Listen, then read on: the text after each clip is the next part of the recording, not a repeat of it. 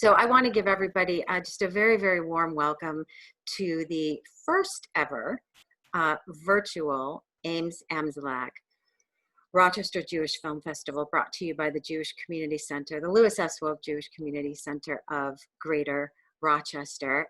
As always, the film is generously underwritten by the Rubens Family Foundation and the William and Sheila Konar Foundation. We thank them so much. This year, we also have the matching grant again. Some of you might have remembered that last year we received a $10,000 matching grant in honor of Florence and Jerry Gordon. And so we are looking for that match once again. If anyone is interested, you can email me at amiller@jccrochester.org. And we thank Marcia and Gary Stern Family Foundation so much for underwriting tonight's film. Marcia is a past chair of the film festival as well as a current committee member.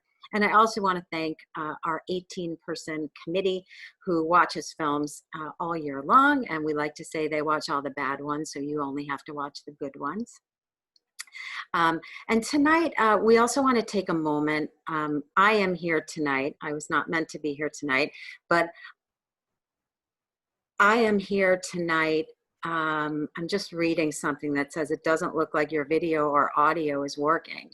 So if somebody in the chat could let me know whether or not you're hearing me and seeing me, that would be really helpful. And Danny Megan is saying that he's there. But Danny, is your camera, is your video on? Because we're just not seeing you. Or maybe Mark can turn on Danny's video. Okay, so I see you and hear you, Ruth. Okay, thank you very much, Ruth. I appreciate that. So I was not meant to be here tonight. Tonight was meant to be moderated by the wonderful Jack Garner. And all of us in Rochester are so saddened by the sudden loss. Jack Garner passed away yesterday. Jack is an extraordinary human being and a gifted arts journalist, and as we know, a wonderful family man as well. He would have been married 50 years in just a short while to Bonnie, and we send our deepest condolences to Jack's family and the arts community in Rochester, who has really lost such a beautiful friend. So Jack was meant to be moderating tonight. He was also meant to be moderating Shared Legacies, that Zoom conversation, which is happening next Monday night, I believe. But check the website and we will have another moderator. So I'm going to beg your forgiveness tonight as we move along. I watched Picture of His Life about probably 8 or 9 months ago.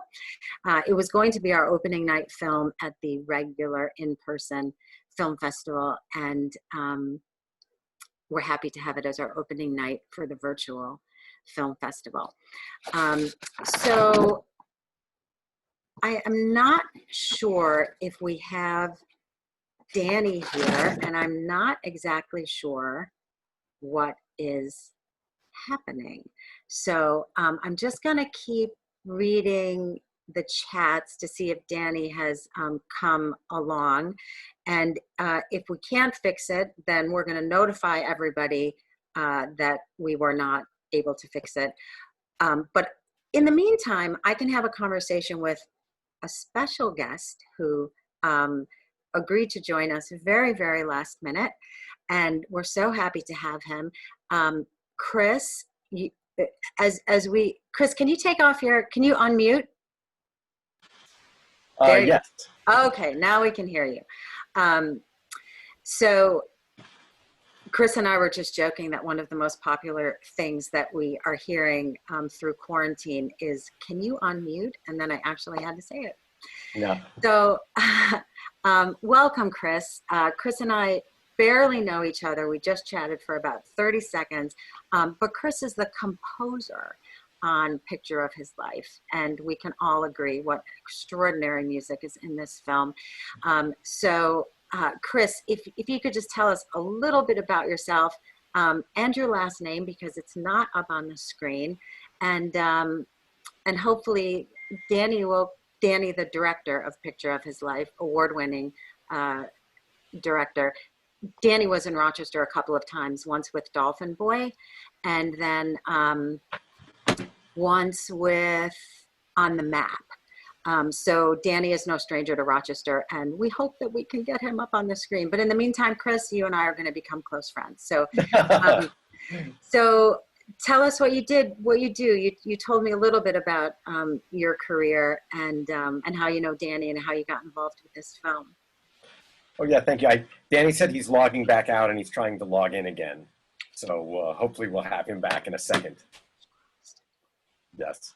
But yeah, I met Danny when he was working on his first documentary, which was 39 Pounds of Love. And that was 12 years ago, I think. And my background before then was played in a lot of bands, done a lot of touring, was writing a lot of music for film trailers and TV commercials.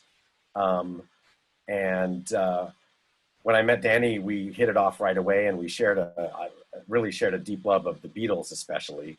And I think that's part of the cornerstone. I've always admired, Danny has he has a wonderful, very optimistic angle on everything he does, which I think is it's very important and something that you don't get enough of these days. And I think it's something that I feel that the music can add a lot to these things. So much of music too is kind of written to just sort of, sound intense or underscore sort of strong action. But and look, there he is. There he is. Hey. Can we hear him? Yeah, guys, I'm so happy finally. Yeah. Hello, Andrea. I'm so sorry. I think I logged in and out for like 15 times. No worries at all. No worries at all. We're just happy that you're here. I think they've been doing so many shows and comedies and everything about what everybody's facing is this. But I hope you hear me well. We can hear you. We can see you. I wouldn't mind if somebody in the chat told us that you see all three of us up on the screen. Is that right? Can somebody say that?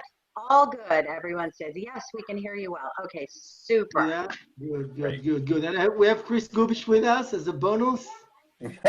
We do, and we're getting to know him first. And so we're just learning a little bit about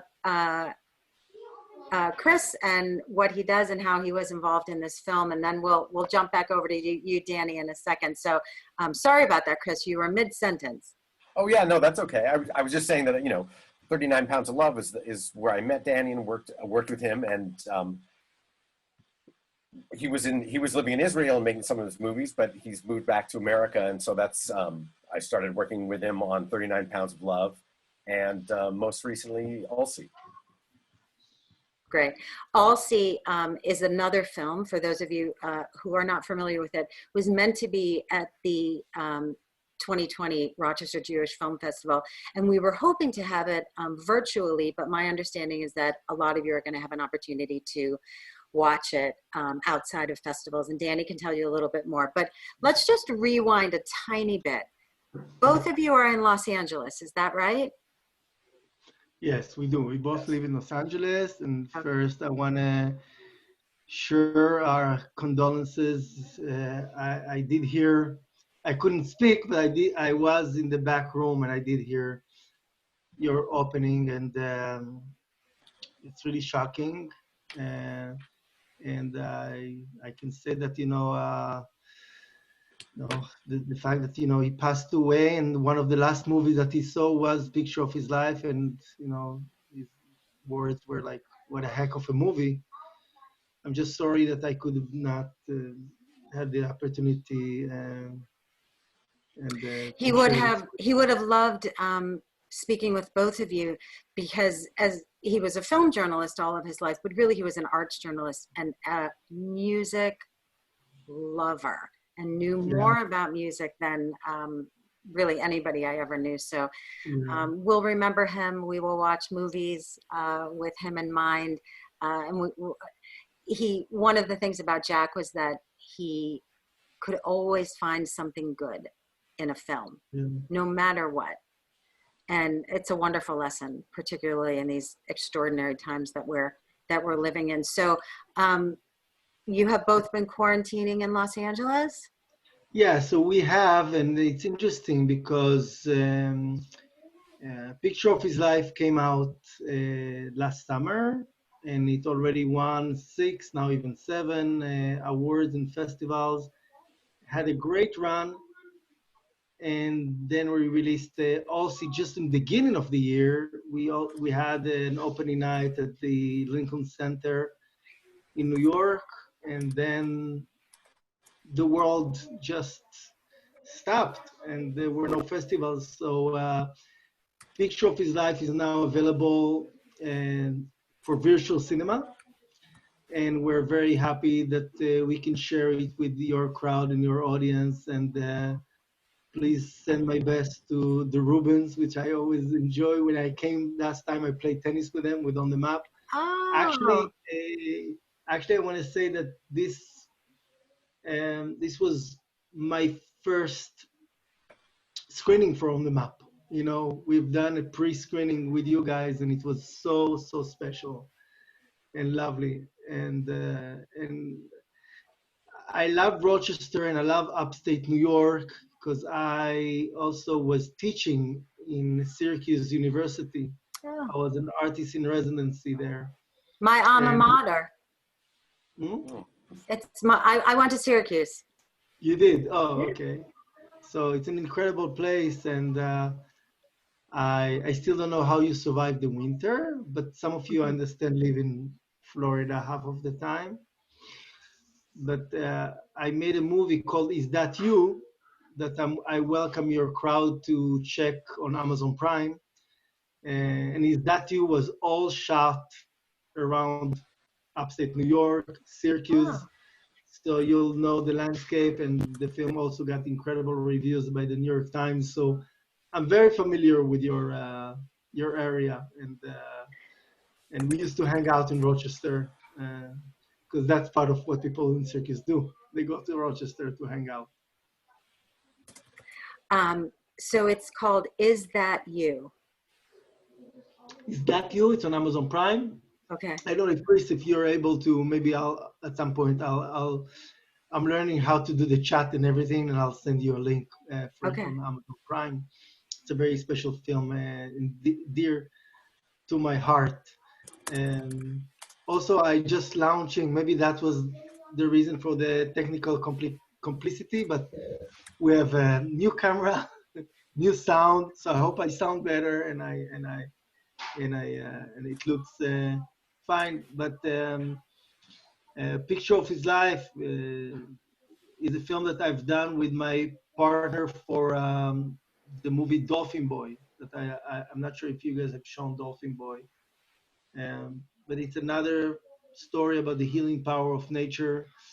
And working with Jonathan Neer again was a wonderful treat, and also a way for us to again tell a story about a man recovering from a post-traumatic past in the army with his father and being healed by nature. And the story was about the ultimate goal that he had to take the picture of the polar bear underwater. But it's not was not only about that. It was for us only a way to show the picture of his life, his story, his complex character.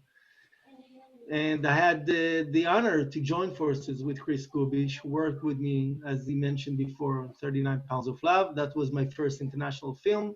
It was released in 2005. It was a winner of Israeli Academy Award, and it was shortlisted for the Oscars. It was HBO. We had a wonderful run with it. All those films you can check on my website, heyjudeproductions.com. My company name is Hey Jude Productions, from the line of the Beatles in the song, take a sad song and make it better. So all those films has some kind of similarity of bittersweetness. And that's, I think, what also Chris and I wanted to do with that story in the music.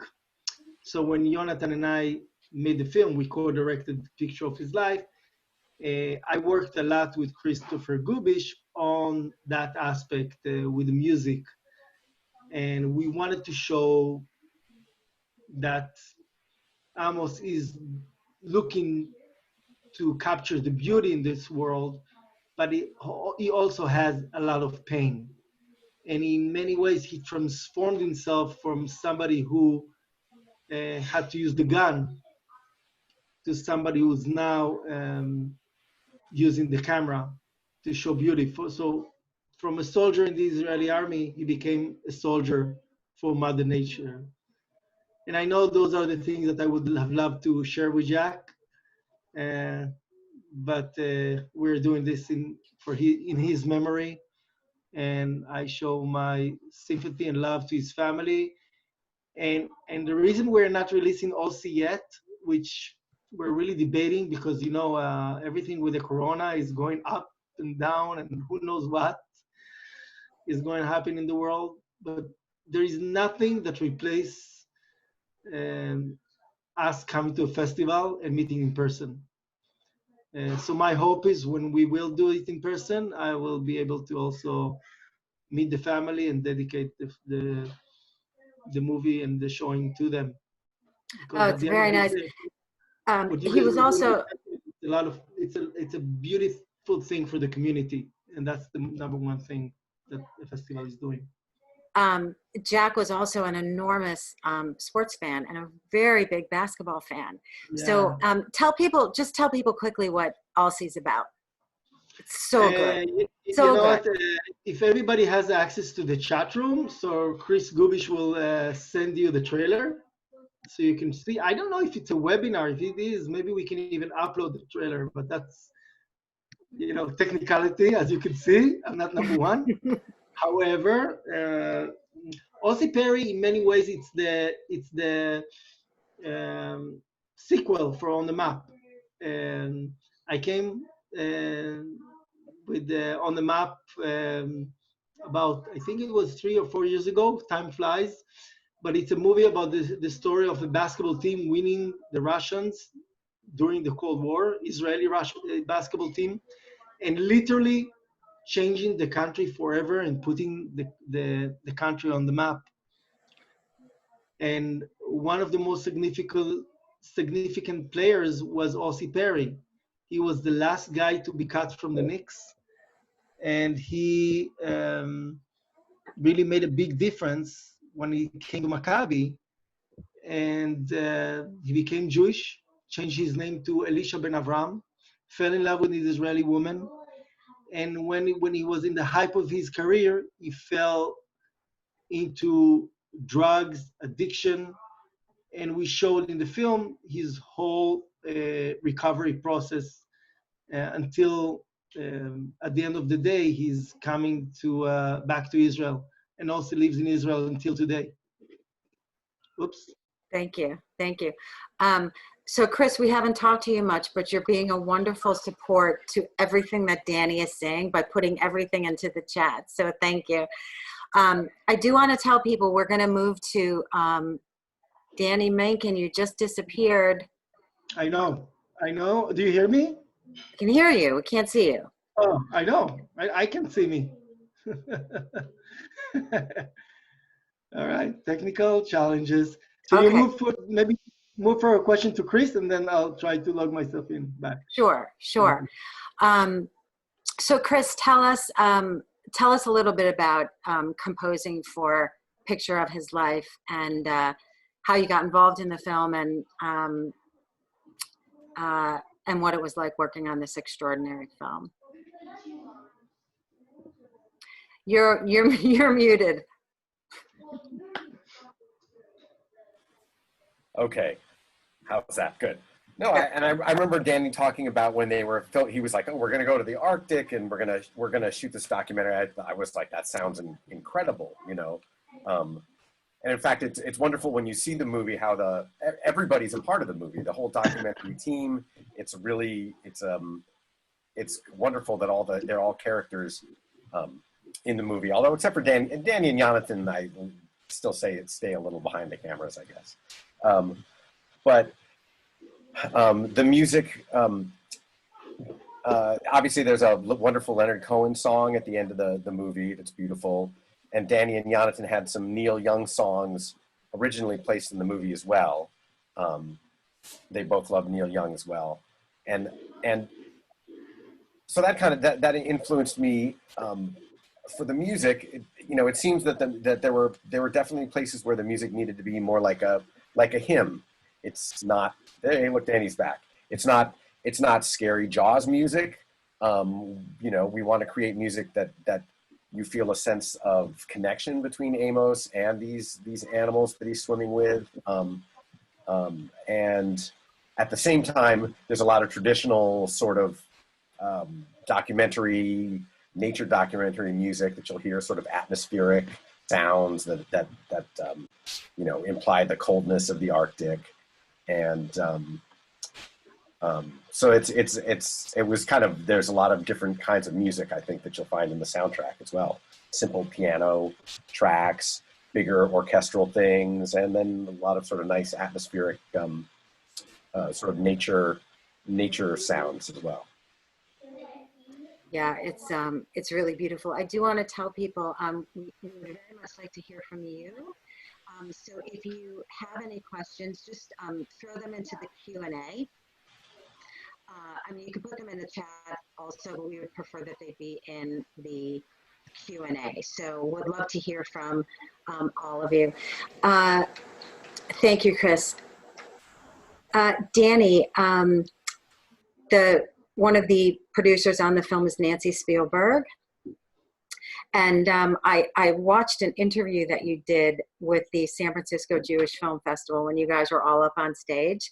Can you just talk a little bit about the apology that the Spielberg family felt that they made because of Jaws as opposed to Picture of His Life? I thought that was great. Yeah, Nancy and I are partners for many projects, and I'm very honored to have been working with her for the last 5 years. It started with On the Map, it continued with Allsee, and then with Picture of His Life, and now we're developing other projects also in the narrative world. So it's an honor, and we have that joke that in many ways, Picture of His Life is the redemption of the Spielberg family for Jaws, because Jaws portrayed sharks not in the most favorable way. Let's put it this way. It was an incredible film, but I think sharks' reputation got hurt from that incredible movie. And it was funny because at some point we said that in the Arctic, besides the Inuit, we were Amos Nahum, the wildlife photographer, Adam Ravitch, who's an Emmy Award-winning cinematographer, and also Jewish guy, Jonathan Nir from the kibbutz in Israel, and Danny Menkin were all Jews in the Arctic. So at some point we thought maybe we should call this film Jews. Just to say this is our answer to Jaws. But because there were the Inuits there, and because there were so many flies that none of them were Jews, we decided that Picture of His Life is the best title for this film. That's but great. I'm honored to work with Nancy. She's bright, clever, kind, and she helps me personally and give me so much confidence, and I can't think of a better producer to work with than her. So I'm very That's honored. great. That's great. Talk a little bit about the film. was it what you had intended when you started making the film? The thread, of course, about his father, and and you know, how did you know that it was going to go in the direction that it went, or did you just follow him? So we did not know. I started the project on Amos when I was approached by the Israeli producer studio, actually, to make a movie about it after 39 Pounds of Love. So that was long time ago. What happened is that the film was too expensive, and in within Amos' team, I met this guy Jonathan that I really liked. And I said to him, look, I don't know if we can make picture of his life right now. We didn't call it that way. We called it Amos. But I think we can find maybe another story that we can make quickly, because I liked the dynamic with him, in him. I liked the way we both communicated, and we're both very motivated. And then we made Dolphin Boy. But at the same time, Jonathan kept following Amos, and I was in the picture. And we knew that the story with the father is a strong story. Now, Dolphin Boy is a love story between a father and a son in many ways, and nature and trauma. And we found out that after we finished Dolphin Boy, that Amos really touches the same things. And we thought we could take picture of his life to the next level. We can maybe even do some things that we couldn't do with Dolphin Boy. So I mean, a lot of times your movies come out of what you just have done from your previous film, and that's what happened to me here. And Jonathan and I continued, and we knew that the story with the father would be significant because we had that very emotional scene that his father says, doesn't matter whatever you'll do, whatever trophy you'll ever get, I'm paraphrasing, you're nothing. So when Amos wanted to take the picture of his life, which was a polar bear, it felt like the father is really the polar bear that he wants to make peace with. It's not only that he wants to shoot the polar bear, but he wants to really make peace with his father. His father wanted him to have a family, but Amos founded his family within the picture of the mother and two cubs. So we kind of felt like, there is a circle that we're closing. Here it is that we have the nature movie and we have the personal movie, and that's how we can put them together. The polar bear is tied together with Amos's family and trauma, and even though it's a complex film, we didn't want it to be complicated. One of the most amazing things are when kids are watching it. I mean, my kids, and I'm sorry if you hear them in the background, they're not so disciplined. Everybody is at home. So when you hear kids, it's them. My kids watched the entire film. I was sure they will be sleeping after 15 minutes. You know, First it was late. They watched it in a screening we've done in Carmel before the pandemic, and they watched it all. And then it was in Los Angeles. There were more screenings, and they watched it all. So the fact that it's a movie for the entire family is great. And the fact that right now people are watching it in the virtual cinema, because besides your festival, we're really showing it on our website on pictureofhislife.com, and it's a film for the entire family, is something that we love, because we can show the story of the environment, we can show the story of a father and a son, we can show a little bit of the history of Israel, which is something that I enjoy doing with On the Map. So we can cover so many aspects within the film. And kids do not go to school now, so maybe they can learn a little bit with movies. And so that's another angle of what we try to do with this. That's great. Thank you. We have a question here from, this question disappear. So can you talk a little bit about how you shot underwater. What Yeah, were it was it was amazing because when you go and shoot a film like that, Jonathan and I, we were shooting above the water. We did not shoot underwater. And when Adam and Amos dove in, we were not there, so we did not know what happened. We just shot the Inuits. There are those shots of the Inuits waiting and looking forward to what's going on. We were with them, so we were not that brave. And I cannot take any credit for the underwater shooting. It's all the credit needs to go to two people, and that Adam Ravich, who took the video, and Amos, who took the stills, in that matter. So one incident was tough, and it kind of was maybe a reminder of what happened to Amos 10 years before, which was really terrifying. This time it was not that terrifying. And and the last incident was unbelievable. We were waiting. We're very, stressed and tense, and it was really intense. What will happen? We didn't want to see any blood. I mean, we did not intend to do not Grizzly Man, not Jaws.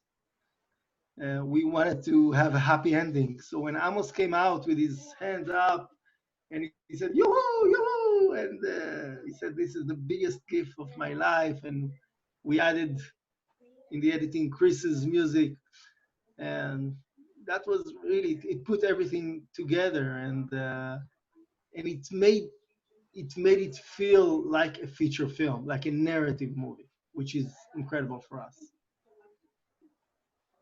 Barbara Applebaum has a question. Hi, Barbara. Towards the end of the film, she said, Amos' father says some positive things about his son. How did you get that interview with him? We actually, Jonathan and I went to the hospital and we shot his father because we thought there is a chance. His father was over 90 years old, that his father is not going to make it. And we actually shot it just before we went to the Arctic. We cut it in the editing, like it happened when Amos was already in the Arctic, but it was actually shot before. And we just had the lav mic on him, and we were, away from him. And we asked him, "What would you want to tell Amos if he can hear you now?" And that's what he said, and it was really beautiful because we knew already that we had that scene of the tough relationship between the father and the son. So in order for the film to have an arc, it was beautiful to have that moment of, reconciliation, redemption, however you want to call it. But it was beautiful, really beautiful moment. Yeah, it really was.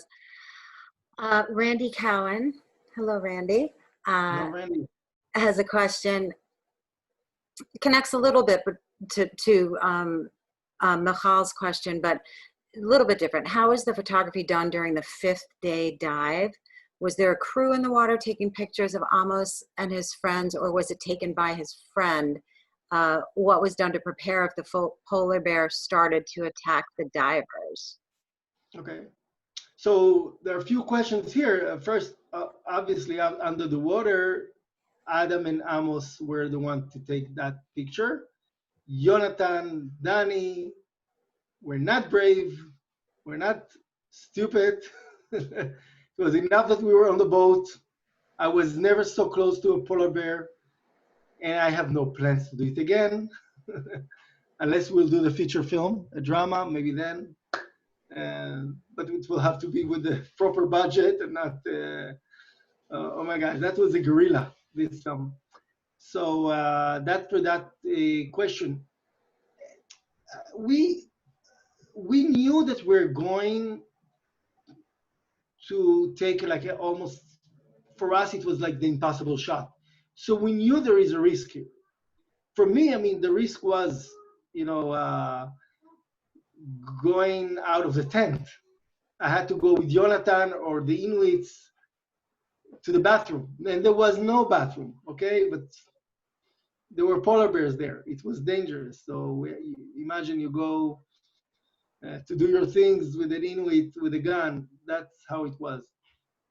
So we obviously knew that there will be a danger, but the fact that Amos was there with Adam, it gave him confidence that even when he will confront an aggressive bear, which he did at the first attempt, and he, he will not be in such a danger, you know.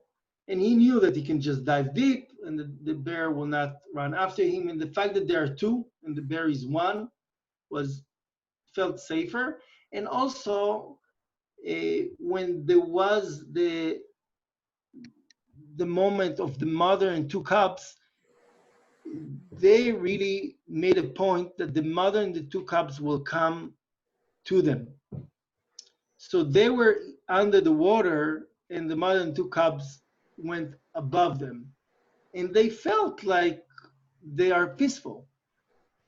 And if they didn't want that, they will go away, you know. They will just, okay, we're not into that, we're running away. So um, they could sense that, and also the Inuit, they helped us. I mean, the Joe, the Inuit guy, he was kind of like a whisper. So he could see that, you know, the ears of the bears are back, maybe he's more aggressive. You know, he could tell us, you know, he was the one telling us, oh, the first bear, he's aggressive. The mother and two cubs are fine. And that's what Amos wanted to do. He wanted to show that when he swims with the mother and two cubs, he makes a statement. And the statement is that men and nature can live in harmony. And the way we respect nature, the nature will respect us. And that was part of the theme. That's the story that Amos wanted to tell, you know. And we knew that we must come back with that picture. We did not know that it will definitely necessarily happen. That's the challenge about making a documentary. But we knew that we wanted that to happen. That's great. Chris, were you out on the shoot at all? No, I was safely tucked away in Southern California the whole time. It was wonderful, though. I did. Danny took me out to Italy when we were mixing the sound. Philippe Gozlan, who's the fantastic sound designer, works with Danny and Jonathan, and he has a little studio in northern Italy. So that was wonderful to go out there, and we actually kind of finished up some of the unfinished parts of the score there. And I got to see Philippe mixing all the wonderful nature sounds, and it was a really incredible experience. Yeah, I want to add to that it was a great joy because we really worked and polished the movie, and Chris helped us with the score to make it feel like it's a movie, not just it's a small piece or it's a movie. And Chris's music is telling a story. He's not just writing music; it's a story. I mean, I think it's one of my favorite parts. So when we went to Italy, that was fun. It was a joy. It was safer than the Arctic, and I would say the food was much better than the Arctic. So how long did the post take on a film like this? Long, very long time. What we have done first is we were committed to make a short version to TV in Germany and in France and in Israel.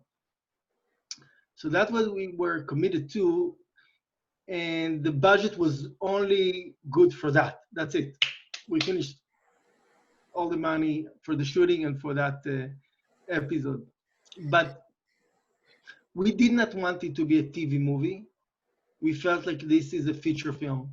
And what you've seen now, it's a feature film. What we did for the TV in Italy and Germany was just a very short nature movie with a voiceover narration, things that you've seen in, I don't know, didn't do it to us. We, as artists, we didn't want that.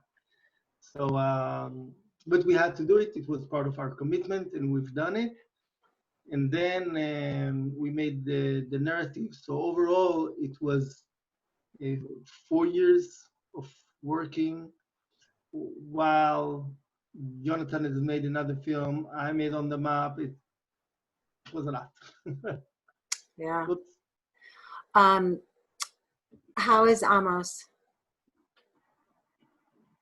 how is Amos doing now? Amos is doing great. He's part of our team, and he's also making an effort to push people. And I will say that to your audience as well, to join Amos, Jonathan, I, Chris, Gubish. We're all trying. We're a small team that are trying to ask everyone to go to pictureofhislife.com, watch it, support us, or go to Hey Jude Productions and support, donate to us making good, positive films out of Israel. It's really a labor of love, tough business, but we do not do anything else. It's funny, I played tennis in Rochester, and that's why I think of you guys and the wonderful Rubens that I played with. And in which they actually, by the way, supported also on the map. So I want to give shout out to them as well. And we're really making these films through the help of the community. And now with the Corona, we want to give back. So whenever people asking us, can you talk? Can you say something about the movie? Can you reach out to the community? We always love to do that because we know that we're doing it with your help and with your support. But it's tough to make films anyway, and it is a challenge, especially now because there are no more film festivals. So it's a challenge for you guys as well, and there are no more, there are no more cinemas. So when we wanted to show the film, we can only show it in this platform, and it's limited, you know, it's limited because this film was made for a big screen. So right now we're talking about maybe do drive-in screenings, so people can sit in the car and watch it on big screen and eat popcorn, and it will remind us of our childhood on a drive-in. And we're trying to improvise, to Yeah. do our best in this time. Yeah, it's a difficult time for the arts, and we're happy to support films wherever we can. There are a few websites that are coming up to support On the Map. So take a look at the Q&A and take a look at the chat. We're going to wrap up in just a moment. I'm wondering what both of you are working on now. If you're working during quarantine, what does your work look like during quarantine? And hopefully soon when we're out of quarantine, what do you think next projects are? We can start with Chris or Danny. Yeah. Start with Chris, who's helping me a lot, by the way. Is part of my also, from a musician, is also part of my marketing team. But Chris, I think you're mute. You're on mute. Yes, I am. Thank you. I remember to turn it off, but then I forget to turn it back on. Yeah, I've been busier than ever during the quarantine. I was been working with Danny and the whole team on the digital release of Picture of His Life. We had a little website set up, but so that was fun. That was a lot of marketing, and it's fun to work with Danny and Jonathan on both sides of the world. I don't know. Jonathan never sleeps, apparently. That's all I know. But I've been working on I'm finishing up a documentary, a Colombian Spanish language documentary right now that I've been working on for the past couple months. And I look forward to working on Danny's next projects. He's working on a script for Dolphin Boy. And so I'm excited about making the transition between documentary music to full feature music. So. Yeah. Yeah. Yeah, and same for me. I mean, I'm excited about doing that as well. I'm excited about telling more narrative stories. I feel like there is not a big difference between those two, even in terms of the music, in terms of the editing, in terms of, you know, you need to capture people, and that's why I'm extremely excited about it and the possibilities with it.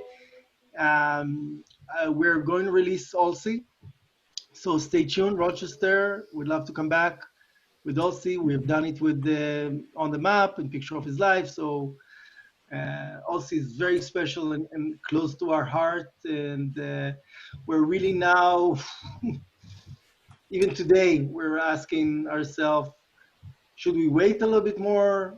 How long it will take? But I think everybody is asking the same question. Everybody, from the top to the bottom. So that's kind of where it is. I saw one of the questions in the chat room was, where do we get our inspiration? The inspiration comes really from life, from things that we love. And when you ask us what is the next thing we're working on, so I think the nice thing about what I do, what we do, but I feel personally speaking, I don't think I'm really working. I mean, I really do something that I love. So during quarantine or not quarantine, I will always write. I will always be excited about telling another story because it's not really work for me. Uh, Now, that's the good news. The challenge is that it's not really work. And it's a very strange profession. So we're trying to make sense for it. And so we're getting support from the community, and they want us to continue doing this. And they go to our On the Map Foundation. We're non for profit, and through our website, people support us and donate. People go and watch our movies, and that helps us and support. So we're looking forward to continue engaging with our crowd. We're building our website now, so we're working on some of our foundations in order to come back and do more. So I can't wait to do more. You know, it's what I love, and I have a scripted version for On the Map, scripted version for Allsy, now a scripted version for Dolphin Boy, and our next project will be also with Hey Jude Productions, our production company and our website.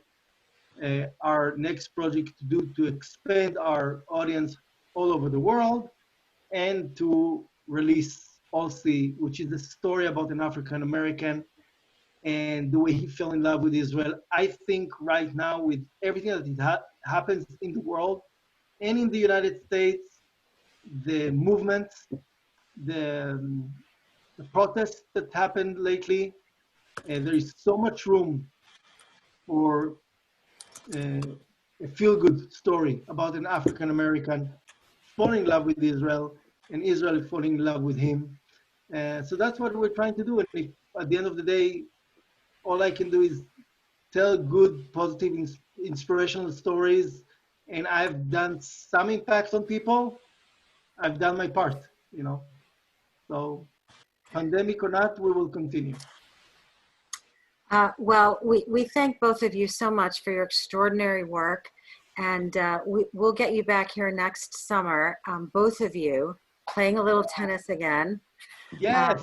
At the beautiful George Eastman Museum, which was just renovated. It's just one of the most beautiful places, as you know, to screen a film. So we will be listening to your music and we will be watching your films. And for everybody who's following along, there's some great information in the chat. And we thank you all so much. The festival continues until next Tuesday. There are 5 more films virtually. There is the Family Drive-In, the Lorax, Dr. Seuss.